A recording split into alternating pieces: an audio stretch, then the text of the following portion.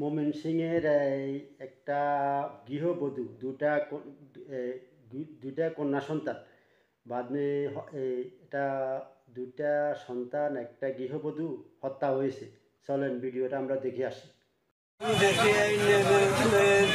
Night duty শেষে সকালে বাসায় ফিরে গার্মেন্টস কর্মী রফিকুল ইসলাম দেখেন দরজায় তালা দেয়া। তালা ভেঙে ঘরে ঢুকেই চোখে পড়ে বিছানায় পড়ে আছে স্ত্রী ও 2 সন্তানের মরদেহ। আমার বাচ্চারা বাইরেছে, গলাটা প্রত্যেকটা গাইতেছে,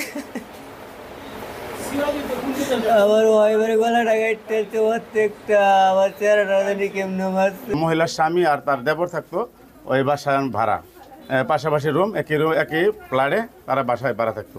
জামাইয়ের যে ছোট ভাই আছে হ্যাঁ নাই বাসা, তো তারা তালা ভাঙ্গিয়া গুছাই গিয়া দেওয়া যায় 3টা মানুষ। ময়মনসিংহের ভালুকা পৌরসভার 7 নম্বর ওয়ার্ডের TNT রোড এলাকায় একটি বাসায় ঘটে এই মর্মান্তিক ঘটনা। মা ও 2 শিশু সন্তানকে গলা কেটে হত্যার ঘটনায় আতঙ্কিত স্থানীয়রা। ডাক্তার দেখাতে গেছিলাম, ওইখানে খবর গেছে যাতে আমার বোন এবং বোনের বাচ্চা দুটোকে জবরে ফেলাইছে। বিয়ে হয়ে গেছে 10-12 বছর হয়ে গেছে, এর ভিতর হাজব্যান্ডের সাথে কোনো একদিনও ঝগড়া হয়নি বা কেউ কারো মারেও নেই, কোনো কিচ্ছু না, সব ভালো, সব সময় ভালোই থাকতো। আমার বোন জামাই ওকে চোখে হারাইতো। আমার বোন মারছে, বাগনি মারছে, আমরা খুনের ফাঁসি চাই। আমরা করতেন কিচ্ছু চাই না, আমরা খুনের ফাঁসি চাই। আমার বাপ আছেন না, আমার বাগনি আর আমরা আব্বা রাখছি।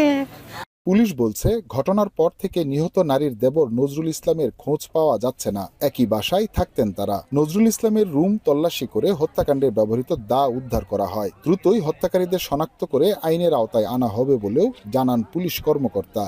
ধরেই নিচ্ছি যে তারা যেহেতু নিকটাত্মীয়, তাদের ভিতরে পারিবারিক কোনো বিরোধের সূত্র ধরেই এই ঘটনা সংঘটিত হতে পারে। নিহতরা হলেন রফিকুল ইসলামের স্ত্রী ময়না আক্তার, 2 শিশু সন্তান, 4 বছর বয়সের রাইসা আক্তার ও 2 বছরের ছেলে নীরব মিয়া। রফিকুল নেত্রকোনার কেন্দুয়া উপজেলার চেলেরঘাট এলাকার বাসিন্দা। তিনি ভালুকার স্থানীয় রাসেল মিলে চাকরি করতেন। হুসাইন শাহিদ, যমুনা নিউজ, ময়মনসিংহ। দর্শক, আপনারা দেখলেন নিঃসন্দেহভাবে কি একটা হত্যাকাণ্ড হয়েছে।